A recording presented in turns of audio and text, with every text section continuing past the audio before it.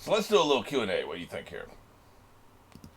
First of all, we're going to go to a post where I ask for some questions, and I'm going to go through, troll my comments, and, check out and see what we got going on there.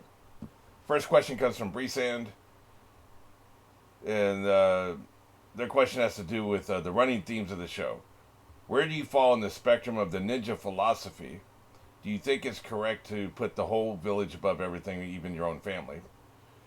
Could you be a covert agent and take out the entire family the way Itachi did for the sake of your government?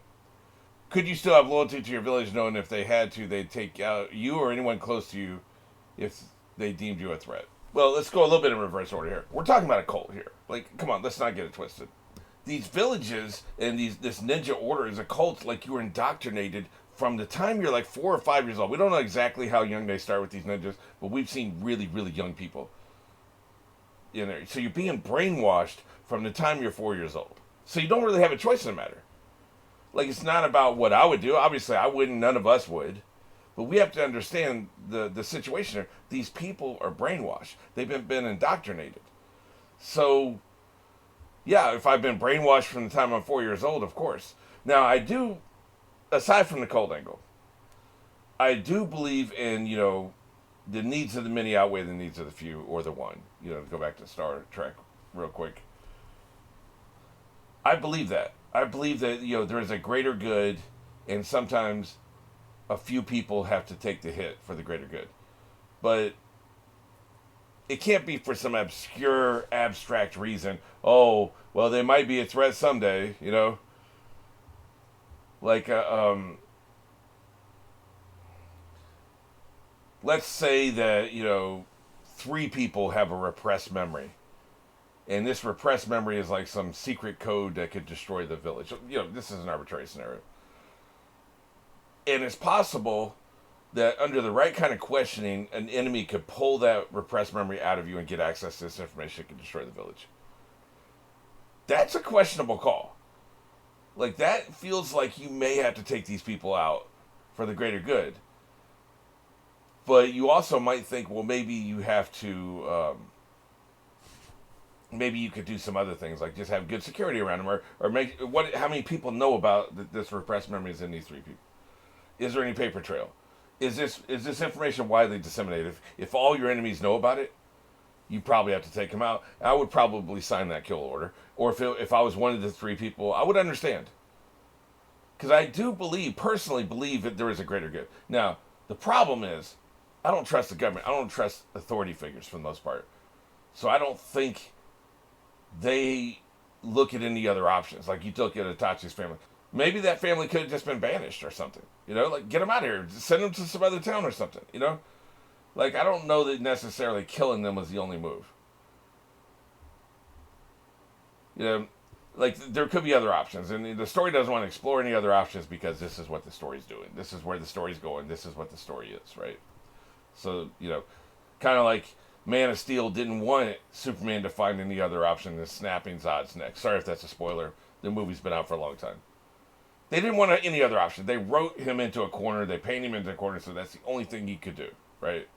So sometimes the script tells you that that's what it is. But that's kind of a boring answer. It's the truth, but it's a boring answer, so we're more talking about the hypothetical here. Hypothetically, I believe that there is a greater good, and if you trust the person making the decisions, I would accept their decision. But I would have to trust that they would look at all the options. Maybe there's another answer. Maybe there's some other thing we can do. So, that's me not being brainwashed. Me being brainwashed, being a member of the cult, like, you don't even question it. Like, you just do it. Like, and of course, the cult is strengthened by the adversaries they face. The problem with most cults here in America, at least, is they have no adversaries. There's nobody they're working against. The devil isn't real. There are no demons out there you're fighting against. So the cult can only be but so strong. They're usually small. They may say, well, the government was out there. Maybe the government is out there. Maybe they are going to take you out. But that's the kind of thing where when they come for you, that's it. It's over in a day or 2, right? It's done, right? So you don't have a constant threat, an everyday threat that is a real threat to strengthen your cult.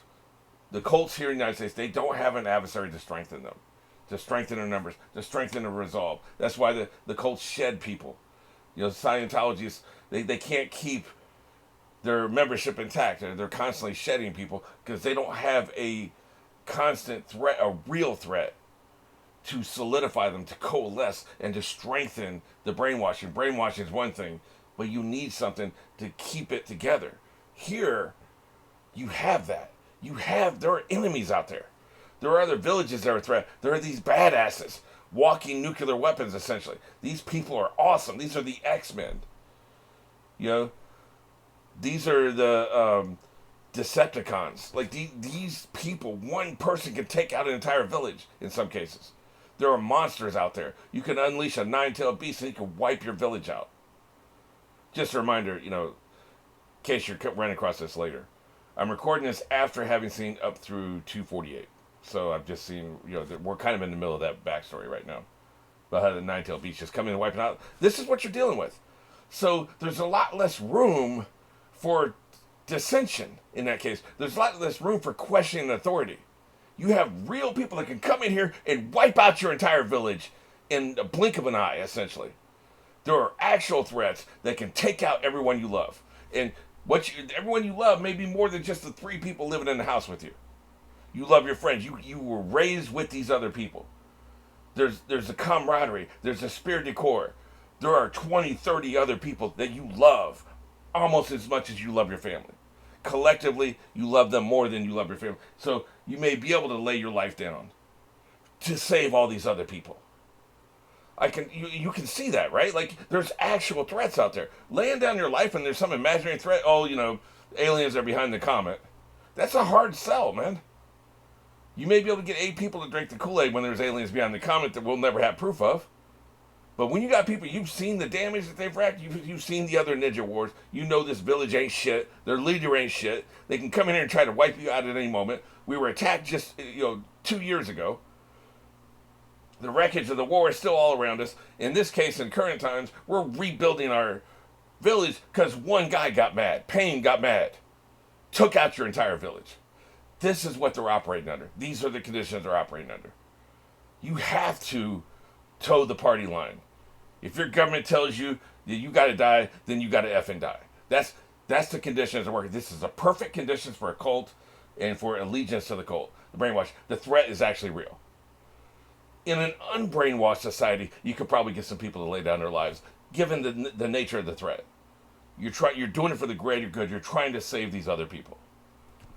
And these are not normal conditions. These people have been brainwashed since 5 years old. What's interesting about that set of circumstances is the people doing the brainwashing were also brainwashed from 5 years old. Typically in these situations, you have the unbrainwashed leader, the guy who never went through the process. He's the great leader, and he's the one doing all this, and so he's the hypocrite, and he doesn't believe in the religious tenets, and he doesn't do, the usual shit, right? And so he's outside of the system. And so all these people are paying allegiance to him, even though he's a hypocrite. He doesn't, follow the tenets of the religion, and he's not one of you, right? Like, he's not been brainwashed. Here, everybody's been brainwashed. Tsunade was brainwashed. The third Hokage was brainwashed. Naruto's father was brainwashed. Naruto was brainwashed. They're all brainwashed. So the people who are in charge were brainwashed when they were 5 and up. And the people that brainwashed them were brainwashed when they were 5 and up. So there is no dark shadow conspiracy of people manipulating the situation. Everybody's been brainwashed, and they're brainwashing the next generation for the greater good. So it's a cult that actually is not parasitic. It's actually a symbiotic cult. They are protecting people. There is peace. Their goal is peace. Their goal is a peaceful society where people can live out their lives and be happy. That's what the cult wants. That's the purpose of the cult. Pretty benevolent cult, as far as I'm concerned. I don't like it. I think it's messed up. I think the child soldier thing is super messed up. I think the brainwashing from the time you're 5 is super messed up. But as these things go, it's pretty damn benevolent, I gotta say. So that's interesting, right? So that's the set of circumstances we're working with here. So I don't know what other system you would have in this world and be able to compete, because every other village is doing the same thing. Presumably. We don't know for sure, but I'm assuming every other village starts training their kids at 5. They're all brainwashed, and they would all lay down their lives for their own village. So you have to, I don't know how you don't have a society like that and survive, because they'll roll in and they'll take all your shit. If you just have normal people, maybe they start training when they're 18, like we do in this country. Or maybe you start training at 14 if you have the ROTSC, whatever, basically the military Boy Scouts in high school, whatever that's called. So maybe here in America we start training at 14, but that's the bare minimum. You don't go any lower than that, as far as I know. So that kind of setup would not work in this world. You would get demolished. You'd get obliterated. They would take all your shit. So I don't think there's anybody in this story who can break out of the programming and not have loyalty to their village. Now, it is interesting. Sasuke could kind of apply. It seems like he broke out of his programming. And I think one of the problems here, because Naruto's probably not as programmed either, one of the problems here is I think the family unit, the nuclear family unit, reinforces the programming that we get from the government, from the school, from your neighbors, from your peers, from your first sensei, from your second sensei, from your third sensei. All this brainwashing that happens outside your front door, you go inside and you have a mom and you have dad and you have siblings, they reinforce the programming. Now, Sasuke didn't have that. I don't think we really know his living situation, do we? Was it ever said after, his brother killed his family, who was he living with? Where was he living? Was it just like a dormitory orphanage situation, maybe the same kind of place? We don't really see where Naruto, he has a room, but who is putting food on the table? Who is he interacting with on his day off? When he gets up in the morning, is there somebody doing his laundry? Is there an adult in the house that he converses with? I don't think we know the answer to that question. Does he just have a room and then he takes care of his own shit? He does his own laundry, he feeds himself from birth? I mean, he was a baby, presumably, when he lost both his parents. I'm thinking we're in that backstory right now. I think he was. Who is raising him? He's talking about he's an orphan. He has no one. Who was raising him? Somebody was feeding him milk until he was 2 years old. Somebody was wiping his nose and changing his diapers, and somebody was putting food on the table until he was old enough to actually do that himself, which may have been a very young age. But until he was at least 5 or 6, there was an adult doing things. There was an adult tending to him. Who was that? And why did he not feel close to that person? And wouldn't he have emotionally attached to that person? Because there's, what they call that in Megan, that horror movie. They talked about there was a psychological thing. I forget the word for it, but there's a psychological term for if you lose your parents at a young age, you will seek somebody else to bond with, to replace that relationship with. Somebody was wiping his nose. Somebody was wiping his ass. Somebody was putting food on there when he was 3 years old. Why did he not bond with that person? I guess we don't know the answer to that question, who that person was. Maybe it's some old woman who died off or something. That would be how I'd get around it. An old woman, and when he was 6, he died, and by then he was able to do his own shit for the most part. But, so I don't know what his situation is. I don't know what Sasuke's situation is. He was older. He probably didn't need a nursemaid.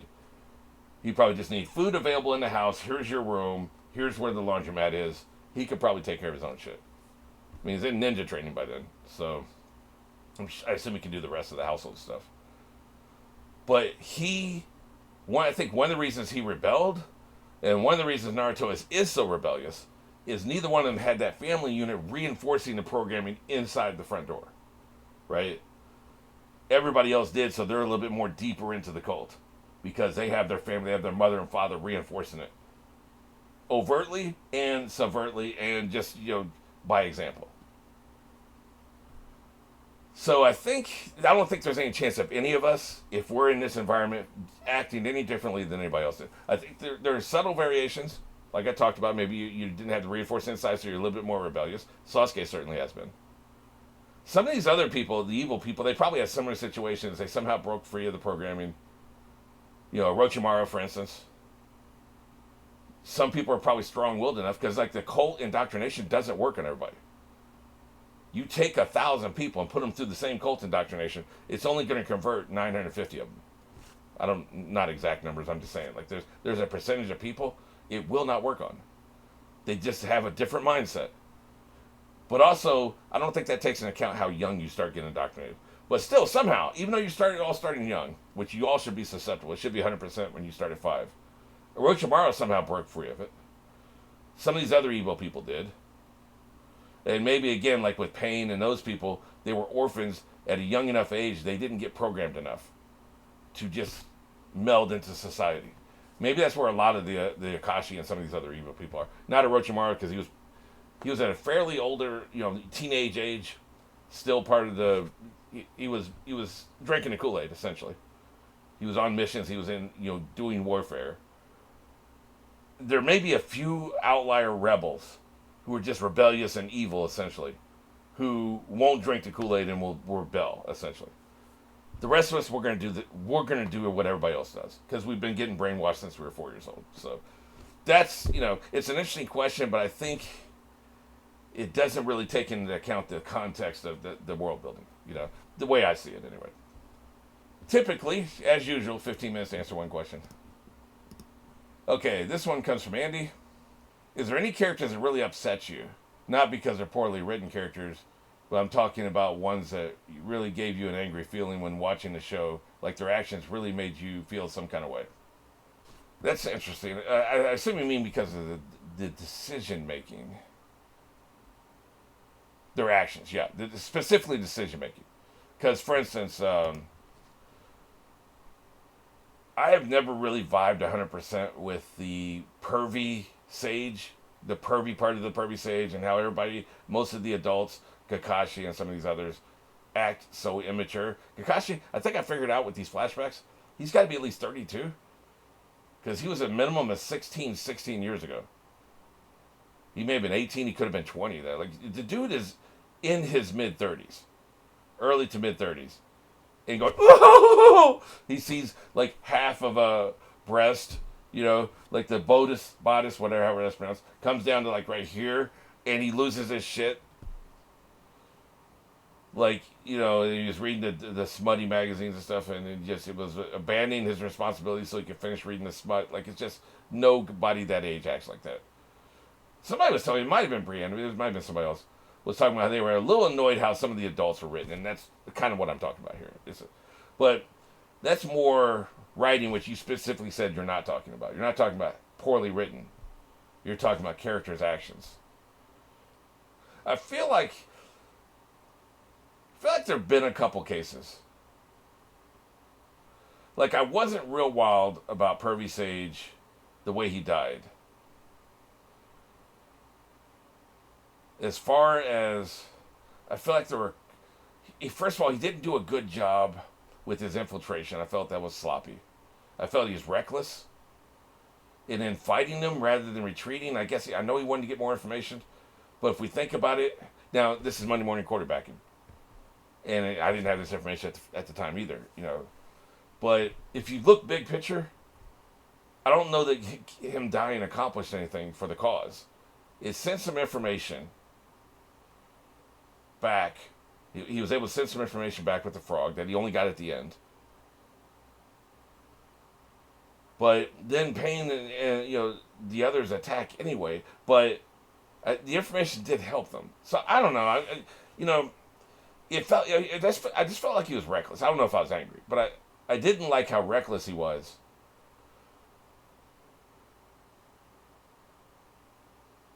And for a while, speaking of him, I was annoyed that he left the kids because I didn't understand the full context. So I remember being really annoyed with that, and I was blaming him for the kids turning evil, because what I thought had happened was that, and you've been here with me for this progression, right? But originally, what I thought happened was he got tired of teaching them. He was ready to go. Okay, I've given you enough. There, go handle your shit. I'm out, right? Just kind of abandoned them. And never checked in on him afterwards, by the way. Didn't come back 6 months or a year later. Just kind of basically got them to a certain point and abdicated his responsibilities. And then just never, kind of like Kirk with Khan. Leaves him on a planet and never checks for the next 25 years. Never checks himself or sends a ship to check, see how they're doing. Not once. Irresponsible. So I remember being annoyed that's what I thought the situation was. And so that's not actually what happened. We find out later it's made more clear, it's more crystallized in later flashbacks. He had completed their training. They were basically adults at that point. They were like 16 or whatever. They had completed their training. They were okay to live on their own, stable. Basically, he had done all he can do. And I think it had been a while. It had been like a year or two or something like that. And so he actually parted with him when he was supposed to part with him. I still think he should have checked in on him. I don't know why he didn't. Maybe because they were part of a rival village and it's maybe not kosher for too much contact to be happening. Maybe there are tensions between the countries, so it just wouldn't be wise. We could totally headcanon that if we wanted to. But now that I have more information, I'm not annoyed. But at the time I was annoyed. It just felt irresponsible. Take him in. Once you take him in, man, that's your responsibility at that point. So, so I did feel some kind of way about that, and then it was clarified what actually happened, so I felt better about it.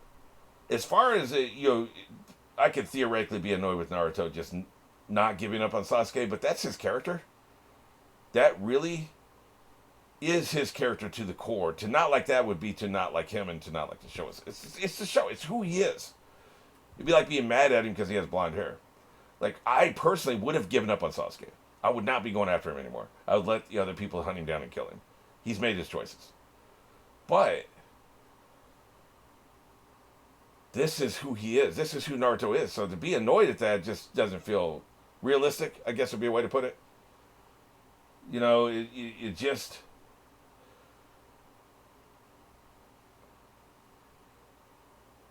it's who he is. So that is just that simple, right? So I can't be annoyed at that. As far as Sasuke, I mean, he's made his choices. I don't necessarily agree with him, but I can understand why he would make those choices. And also, again, programming, we got to remember, the people started playing with these kids' minds at a very young age. All kinds of crap's going to be happening. Then you got Orochimaru with his fingers in his mind and all kinds of bad influences here and there and stuff. These kids aren't really great influences on each other either. So, can't really blame him. I don't have much sympathy for him, but I do have empathy for him. See, sympathy is when you think something bad's happened to a person and it's not their fault. Empathy is when they are living the results of their own decisions. They're suffering the consequences of their own decisions, but they're still a human being, and I'm a human being, and so I feel bad for a human being in pain, right? So I have empathy for him. I'll have empathy for anybody.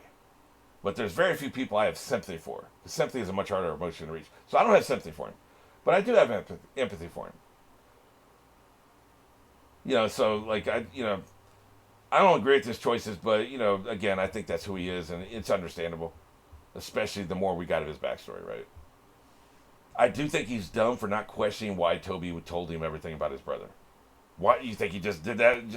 Well, let me roll the dice. Let me roll my D&D dice. See what I'm going to do today. Okay, let me look at the chart. Oh, I should confide this secret in Sasuke for no reason. Just because the D&D chart told me that. Come on, man. That's a little frustrating. You didn't question why he's telling you this? Obviously to a purpose. He's evil. He's telling you this to a purpose, and you got no questions. You don't want any clarification. You never even ask him, why are you telling me this? Some of the dumbest people I've seen in other shows be like, why are you telling me this? Like, it's a very basic-ass question. And then, of course, he'll probably lie to you about what he's telling you. But at least put it out there, man. At least in your head, question it. I don't know. That's kind of frustrating. But, again, a kid. Like, an impressionable kid. He's still a kid. He's an impressionable kid. So he didn't question it. He was probably so shocked by the information. I almost said the truth, but, he was probably so shocked by the information that was given to him that he couldn't wrap his mind around that and then also compartmentalize it and be like, hey, why are you telling me this? Mr. Bad Guy? Big Bad? Dr. Evil? It's not out of the good of your heart. It's not to my benefit. And then, he'd be telling everybody. Anybody he runs across, he's been telling this shit to. So again, like, at least I think Naruto questioned it. At least. Like, why the hell would he tell us?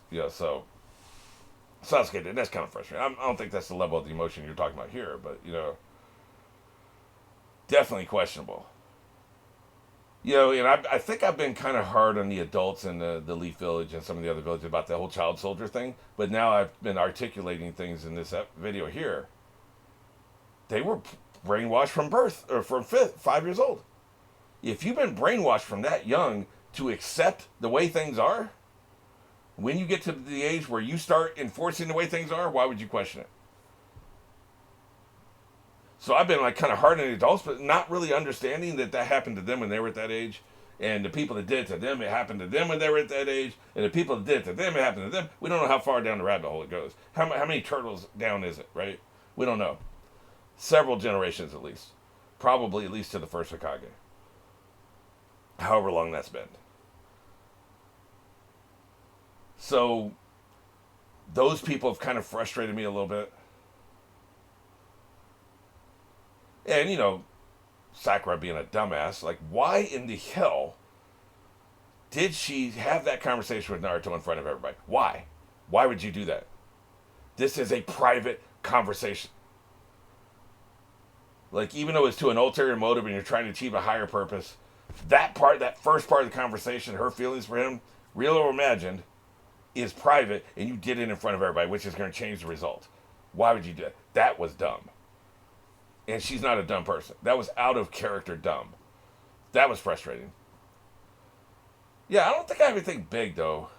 Wesley from Angel, season 3 of Angel. I'm not going to give details, but, like, that pissed me off. Nobody's done anything to that level. We haven't really seen... One of the things I will say about this show, we've not really seen any level of backstabbing. Which is interesting now that I think about it.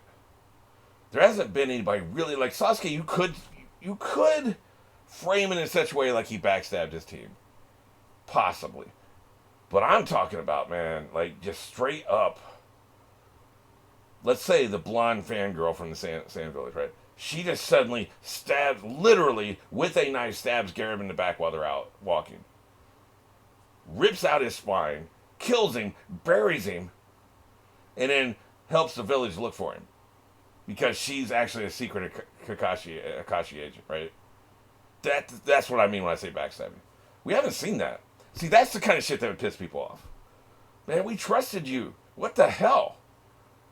I mean, your fan was kind of stupid, but like we rode with him because we liked you. We accepted the fact you have a stupid weapon. I mean, she hasn't had much dialogue at all this series. But cumulatively, we kind of like her. She's kind of okay, and just to suddenly... It's been revealed, and maybe you would have foreshadowing and shit, right? It's been revealed she's a secret agent, and she just murders him, brutally murders him. That would piss us off. We don't really have that dynamic in this series. I'm thinking, I don't think we've seen a single person. Now, there was, at the beginning of this series, there was a couple guys who betrayed the Sand Village. At least one guy. I guess that's backstabbing, but we didn't know him prior. We had no knowledge of him, right? We didn't know him. So yeah, I don't think we've had, that I can remember, anything that would like super piss people off, right? That I can remember. So yeah, it's an interesting question. But yeah, I don't think anybody's like really, like, probably the closest was Pervy Sage, and we found out what happened. So it was clarified to me. So that was just me being angry on assumption. So, okay, so next question is from Barracuda. It's a longer name than that, but that's what I got. I'm terrible pronouncing foreign words. So, anyway, he's actually got 5 questions. So let's go ahead and get into this. Favorite character? Well, it's like your children, right? Parents have a favorite child. Any parent with more than one child who tells you they don't have a favorite is either lying to you or they're lying themselves. Every parent has a favorite child. But they don't want to talk about it, right? So, that's the dirty little secret of families. Writers, say you write a novel and there's 50 characters, every one of them is you. Like, why? How could you have a favorite character? Every one of these characters is you. You create them. You gave life to them. You breathed voice into them. Motivation, backstory, actions, right? So, like, every one of them is you. It's impossible to have a favorite character as a writer. Now, there could be characters you prefer writing more than others that are enjoyable to write. Yeah, sure. You could call that a favorite character if you wanted to, but, like, not really. But, yeah, as fans, I mean, we have our favorites, of course. I'm going to go off the board because obviously you have the big ones. Who doesn't like Naruto? Come on. Like, we all like Naruto. Probably most of us like Sakura. Probably most of us like Kakashi. And if we're talking about villains, Tobi's awesome. Sasuke's awesome, right? Like, so Kabuto's awesome. So, I mean, what are we talking about here, right? So that's kind of a boring answer. So I'm going to go off the board. And you probably already know the answer to this if you've been watching my reactions. Who do I like that is not front banner, main character, gets screen time almost every week, right? Who do I, obviously Shikamaru, love that dude. Ever since we got more with him with his dad and this stuff, basically when he got all analytical with it, formed up a team and got his revenge for his sensei dying. That was really good, and I've liked him ever since then. Is it Kiba that has a dog? I mean, come on, man. Him and the dog. Who doesn't love a man-dog team? The dog is cute as hell. He's always got great expressions. He's hilarious when he's knocked out, the dog. Dude is riding a dog. He's riding a dog like a pony. Probably not cool. PETA would be pissed. But there we are, right? Love that guy. I don't particularly like Tsunade because she's so inconsistently written. She makes no sense as a character. Angry all the time, but you're the leader. One of the things that I find interesting that people maybe who have never been leaders, when they try, because I've worked with a lot of writers, I've tried to mentor writers and stuff. Some of them are young, some have never been in charge of anything. They've never been a leader. And said they do a shitty job writing leaders. Also, my father was a leader in the Navy. He taught me a lot about leadership. There's just certain things, certain ways you approach leadership. This was ingrained in me as a kid growing up, and then I became a leader myself. And when you're a leader, you don't have to swing your dick around. You're in charge, and you see these badly written. Now, sometimes you get a bad leader, and Dad even told me about it. There would be like lieutenants coming out of West Point. They didn't know how to lead yet. They had no field experience. They had all the book knowledge, but they had no field experience, and so they would make these mistakes. I'm in charge. I'm the lieutenant. You're just a, chief petty officer, right? Like, unenlisted officer. Uncommissioned officer, I think they call him. So, I'm above you. How dare you tell me what to do? Well, he's been in the field with 20 years of field experience. He knows more than you. So that's why he's telling you what to do. A real leader, a real officer would understand this. But these guys fresh out of West Point, breath smelling like Similac, they don't get it yet. So yeah, there are bad leaders out there. But I'm just saying, real leaders who have any level of experience in being leaders, and it can be leaders of anything. It can be a leader of a Boy Scout troop, leader of a company, independent filmmaker, like me, I have the money, I call the shots. So I call the shots. Plus, I was the writer. A lot of times I was the writer, the director, and the financier. Either it was my money or I had gotten the money. I called all the shots, right? I wrote it. I'm directing it. I'm going to be editing it. And I had the purse strings. I'm paying everybody. There is no authority above me. I'm calling there's nobody in no field of any of this where maybe the editor can make some decisions. No, I'm making all the decisions, calling all the shots. I have all the power. When you're in that position, you just don't need to swing your dick around. You don't need to raise your voice. You should never have to raise your voice as a leader when you have the power. You don't get angry. I know things can sometimes piss you off, but anger from the leader demoralizes the people. You feel out of control. You clearly, when you're angry, you have no control. Right, like you people who are in control don't typically get angry. Now, shit can happen. There's always exceptions. You can run up with a case where there's an exception.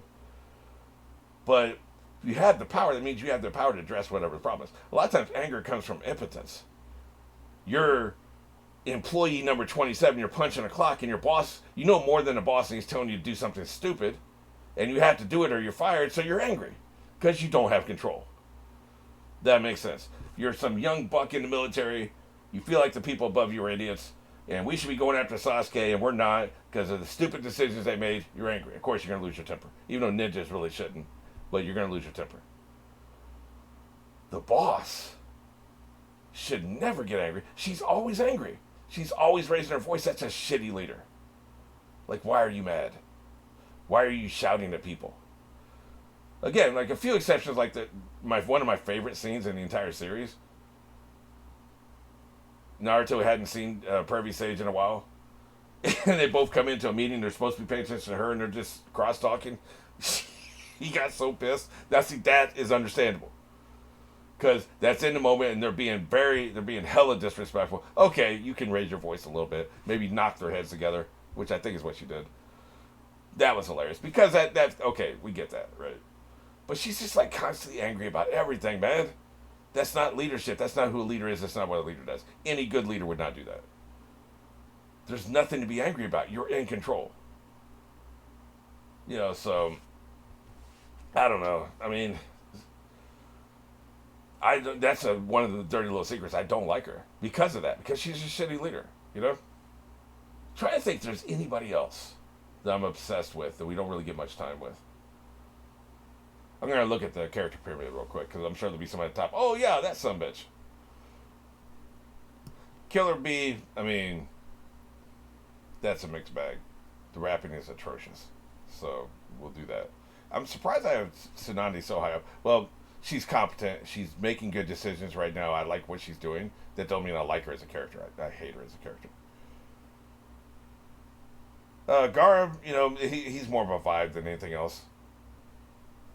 Love his voice. His voice is amazing. I kind of like what we've seen with his backstory. He hasn't had much to do. He's basically sitting. He's a bureaucrat now, so they're not really doing much with him. Love to see him in the battlefield. We could be using him, man. He'd be damn useful, but he's a bureaucrat now, so that's where we're at. I guess that's about it. Kabuto, of course, like he's becoming even more awesome. That's a very recent development. Just a few episodes ago, we got that going on. So.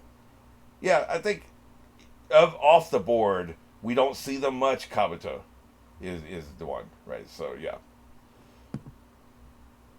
Do you like Sakura as a character and her motivations for Sasuke? Do you think the story would have been better off without her? No, of course not. Like, you need female representation, and I don't even say that as like like some new age political shit or whatever. I refuse to use the W word because it's just been so decimated, run into the ground. So I just refuse to use it. So, but anyway, you need representation. Like there are female ninja. Let's see one, right? I hate that they put her in a female role as a medic. I want to see her out there kicking ass. But we have plenty of other people out there. Plenty of other women are out there kicking ass. Plenty, right? There are so many strong female characters. We just met Naruto's mother. She's amazing. She's stomping ass. She is wiping people out, mopping the jungle floor with them. She is hilarious. I loved her. So there's a lot of strong. Tsunade. There's a lot of strong female characters. So we got that representation, but I just like the fact that we got one on the team, right? That we're interacting with on a regular basis. So clearly we needed her. It'd been nice to see her be something besides a medic. We need a medic, but I really think I wish we'd had 4-man teams with the leader, so we could have another boy who's a medic, and then gives Sakura a less. This is 20 years old though. The story's kind of old, so I get it, right? But Stargate came out in '96, and they didn't have the woman be the medic. They had her be the scientist.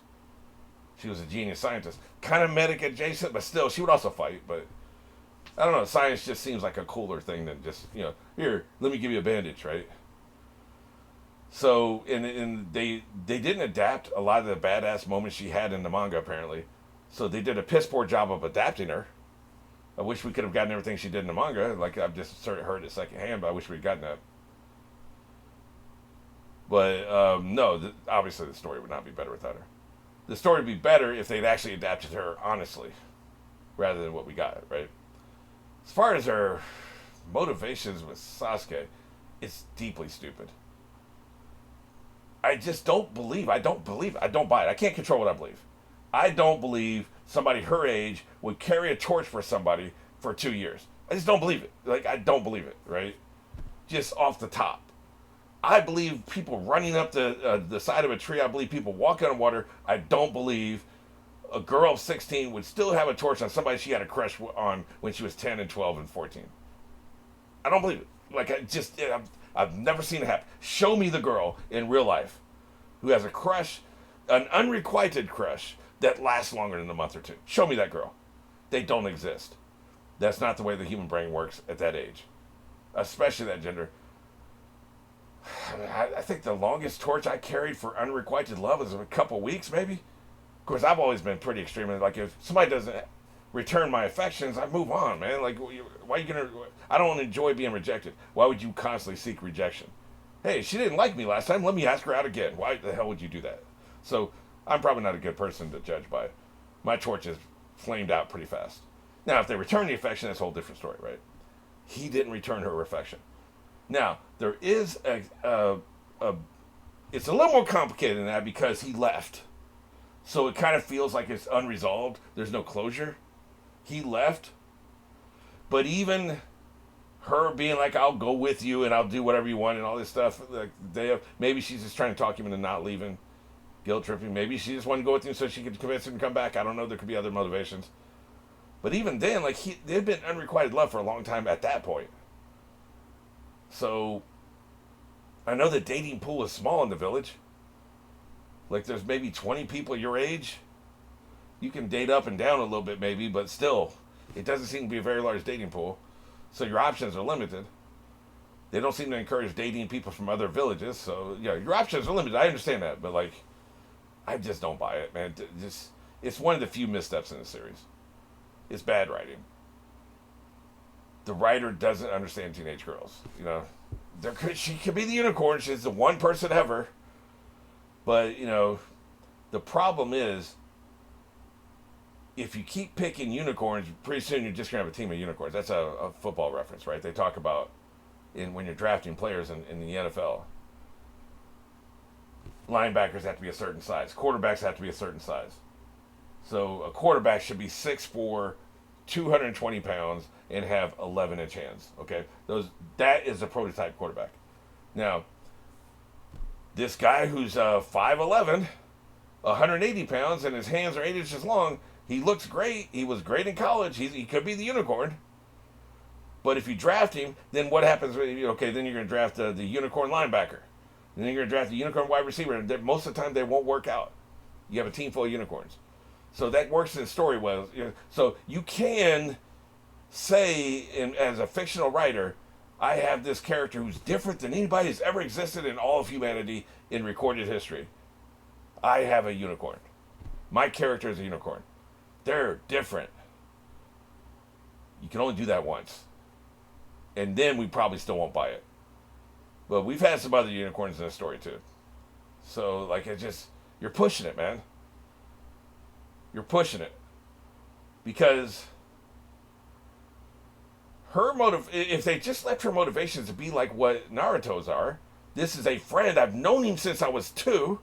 He's a friend. I care about him. And leave all the love, romance crap completely out of the picture. Like, yeah, I had a crush on him when I was 12, but who cares? He's a friend. I would do it for a friend. There are people, there's a couple friends of mine who went to Dad's funeral 6 years ago that I would drop everything right now to go help. I haven't seen them in 5 years. They went to Dad's funeral. Very few people went to Dad's funeral. They went there. They were there for me on the worst day of my life. Well, second worst. The worst is the day he died. The second worst day of my life. They were there. I would do anything for these people. I would do anything for these people.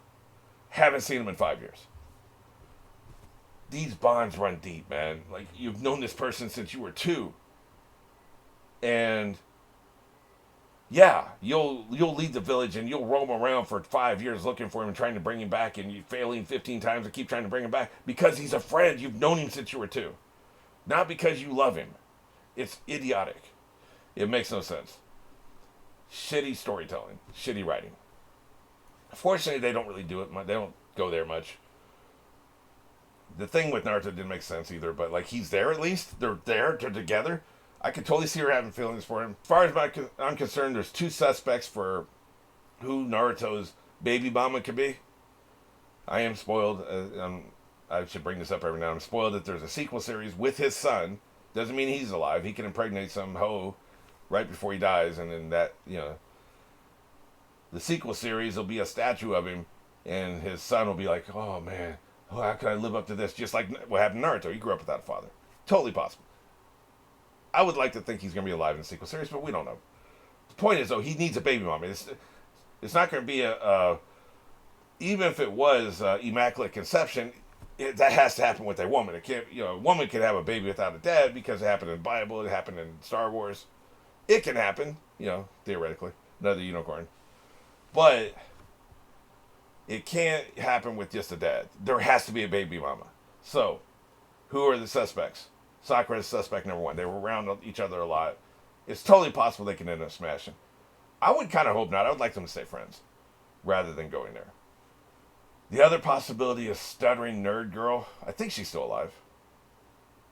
I don't think she died when the village got bombed. I don't think I've seen her since then. They presented her as dead, but I think she got healed. I'm not real clear on that. But until I see her corpse, or we go to her gravestone, I'm going to assume she's still alive. I'm going to assume she's suspect number 2. Suspect number 3 is somebody we haven't met yet. So that could always happen. But yeah, so to answer that question, 17 minutes later, motivation for Sasuke is just idiotic, man. Just get it out of my face. What character do you wish got a dedicated story arc like Shikamaru did? That is a really good question. I wouldn't mind seeing Fangirl. We were talking about Fangirl. She's not even on my character pyramid because she hasn't done jack shit. We ain't seen nothing from her. I wouldn't mind that, She's kind of cool when we've seen her.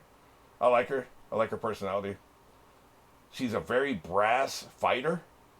Very self-confident, which we don't see from a lot of the other fighters on the show. Stuttering nerd girl, man. She can barely get out of her own way. Meanwhile, Fangirl's out there like, yeah, bitch, let's do it. I'm going to whip this stupid weapon around. I'm going to kick your ass with the dumbest weapon a ninja's ever wielded before, and I don't care. Because I'm a badass. That's her attitude. Love that. Absolutely love that. Give me all of that. And give me her backstory. That would be great. But if we go back to the Leaf Village, I wouldn't have minded seeing Danzo. Like, how did he get there? I have a feeling we may do that at some point. He is dead, though, so who cares anymore? But how do we get there? Like, this is just headcanon. I personally believe that he only ever wanted to serve the Leaf Village. He just was so arrogant to believe that him being in charge was the best way to save the village. Keep it safe. There was nothing he wouldn't do to serve that purpose. I kind of like that. I kind of like the covert ops guy, the black ops guy, the Kingsman, the James Bond, the Jack Bauer, who will do anything for a higher purpose. Break every law, violate every human right for the higher purpose. I like that a lot. It's an interesting character. I'm not saying it's a good person. Should maybe not be rooting for him, and you definitely don't want to share a beer with him, but interesting character. I wouldn't mind getting his backstory. He would probably be the number one. He's one of the more interesting ones. Failing that, man, we've been seeing a lot of Naruto's parents lately. Wouldn't mind seeing more, I would watch that spinoff, that 12-episode miniseries spinoff of them going on a couple missions and dating and stuff. Hey, I never ship it. I ship those two. Great chemistry. Just going on missions, who would be their third person? What would that dynamic be like? And we know she can stomp some ass. We know he's really good. Show me that before pregnancy. Show me a 12-episode miniseries of them before pregnancy. I'd watch the hell out of that. I'd even do a movie, but rather be a little bit longer than that. The most unexpected thing that happened in the show that you didn't expect at all. Well, yeah, if it's unexpected, I certainly didn't expect it.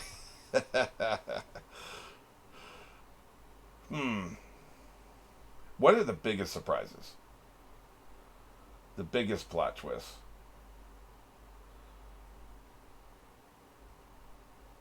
Orochimaru dying when he did, assuming he is dead, which I'm not on board with 100%.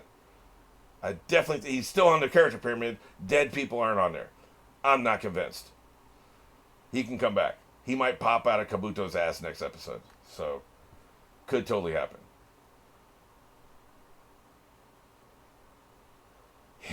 Say he did die. That was nuts. That was cuckoo banana nuts. Why the hell would you do that there? And given what we've seen since then, what the hell has Sasuke been doing, man? Like, since he killed Orochimaru, he's been wandering around. He's gathered some people together. Didn't use them to help kill his brother. Killed his brother. Went back to the big bad. Got a bunch of bullshit without questioning it. Left again. Lost half his team. And I guess he's going after the Eight Tails. That's his job right now. I guess he can't find him. But I assume he's going after the Eight Tails right now. That's where we're at with him right now. Has that been better than 100 episodes of cat and mouse with Orochimaru? Like, which one of them's going to stab the other one in the back, which we could have had instead? They're telling the story they want to tell. That's rule number one when criticizing a show. Don't be mad because they're telling a story they want to tell and not the story you want told. Because you're an effing idiot if you're mad about that.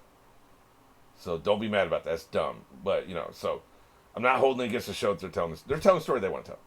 I'm just not convinced it was the right move. But man, was that shocking. That's the number one shocking moment in either series. That was crazy. I would have said Choji dying, but then they pulled that back. Dumbasses. That was a great moment. That was just a signature moment. It's not really what you're talking about, but that was a surprise. I didn't expect him to.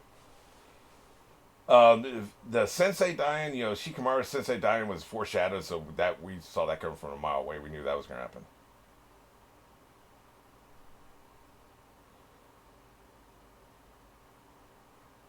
There are a lot of great plot twists, a lot of twists and turns. But yeah, it's got to be Orochimaru. That's a signature moment. That's an iconic moment in the entire series. That was crazy. That was a really bold writing decision. We'll see if it pays off. I'm not on the fence right now whether it's going to pay off. But you can't say it wasn't bold, because it sure as hell was. The most disappointing thing that happened in the show that I didn't like. Well, I guess Choji, like you should have just committed to that and kept him dead. I don't know how hard I want to go into disappointed on that. Because I love the character. I just feel like you had such a beautiful exit and you undercut it, man. And then now, like I've said, I will never cry again. I haven't, I don't think. I will never cry again over character death because I won't believe you're going to commit to it. And that hesitation, it's a short circuit between your brain and your tear ducts. If there's something in the back of your mind, wait a minute, this may not be happening, you're not going to cry. Not that crying's a be-all and end-all of shows. It's not. But I'm just saying, they really hurt my trust for them by pulling that back. Because people can say whatever the hell they want. It was totally presented, and we were supposed to read it at he was dead. And then they pulled that back. And that was just a mistake. You destroyed the trust with the audience. It's still going to be one of my favorite shows ever. I mean, I'm not saying it ruined the show or anything. But yeah, I guess that's the one thing I'm disappointed in. Like I said, I don't want to lean too much into that because maybe the show, because really what we're talking about is the author here, the manga author. Maybe the show did it harder than the manga did because the show had music. The show has moving images. Maybe the manga was more ambiguous, more vague, and you weren't sure. The show left no doubt, man. You had the music. It left no doubt. He was dead. So maybe the intention was changed with the adaptation. And so, since I don't know the answer to that question, I'm not going to piss all over it. And I don't know. I mean, it's a writing decision. You always respect strong writing decisions. It was definitely bold. But yeah, that's probably the closest thing we can say to disappointment, I don't think that they should be, having Sakura be in love with Sasuke, but again, we don't know the end of the story. There could be more they're going to do there. Maybe she ends up with him. And so you got to keep that fire alive if that's the end game. So I don't know the end game, so it's hard to criticize shit not knowing the end game. I can criticize Choji, because whatever they're going to do with this character later, it don't matter. They screwed up. So that's something I can criticize. Some of this other stuff, the jury's out, right? Ask me again when the series is over. Maybe I'll have a different answer. This is an interesting comment from Brisan. It's from episode 219. There is no telling if Sanande would ever wake up, or they can't just go without a leader for that long. At this point in time, they've probably written her also. Kakashi was indeed going to be elected as the 6th Hokage and not just an interim. Danzo as an interim made sense because she fell into a coma during the pain attack and everyone probably expected her to make a full recovery. But it didn't happen that way. And she goes on to talk about how he's scheming and stuff. That all makes really good sense. This goes back to what I was talking about in episode 219. I didn't understand why they just suddenly removed the interim title. Like Danzo's interim, but then all of a sudden Kakashi's going to be full term. I still think they rushed, but we don't really know the time period we're talking about here. So we don't know how long it'd been. If it'd been a few weeks, that's different than a few days.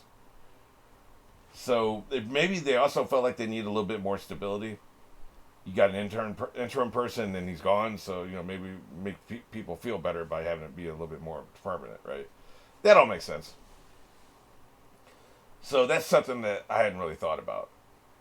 Plus, the Danzo scheming probably was put in everybody's head. She's never going to wake up. And the shit I was talking about with stability, he probably came up with that anyway. The people need stability. The people need to feel safe. We don't even have a village right now. We don't have buildings.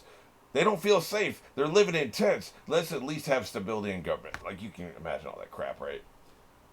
He was doing that, so that makes total sense. It was probably his scheming that brought it to the forefront in the first place. So yeah, that totally makes sense. This is one of my favorite comments from Brisan. This series has 100 plus characters and I only have hate for just 2 of them. I wonder who the other one is. Danzo being number 1.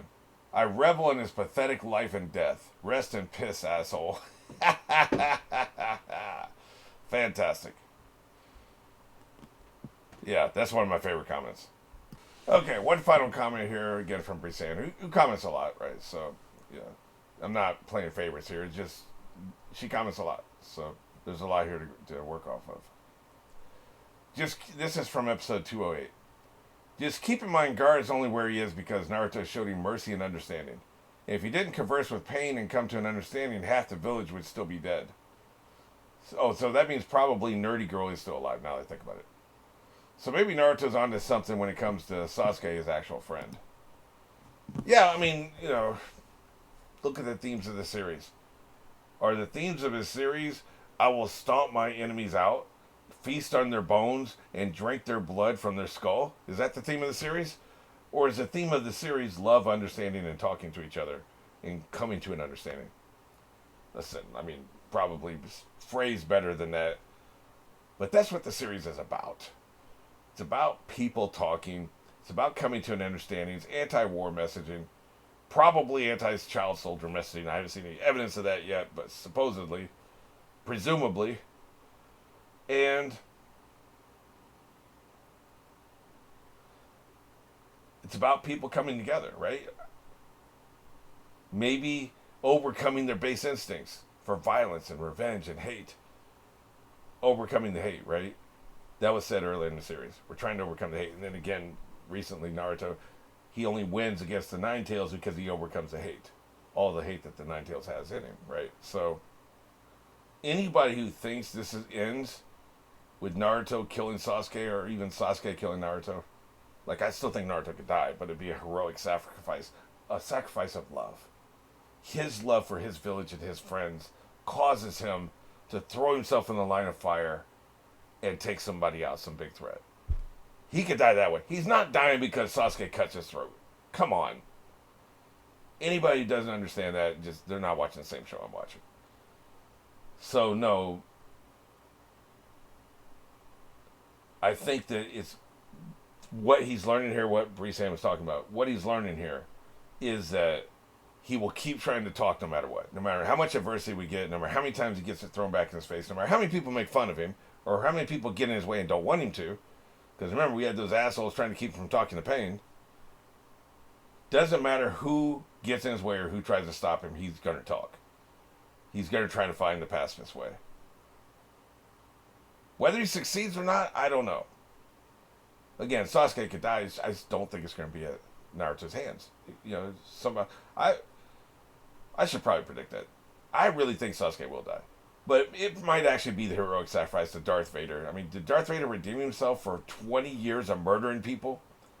thousands, maybe hundreds of thousands of people Darth Vader murdered. He throws the Emperor down the hatch and it's all good. Did he redeem himself? George Lucas thinks he redeemed himself. I don't. Be that as it may.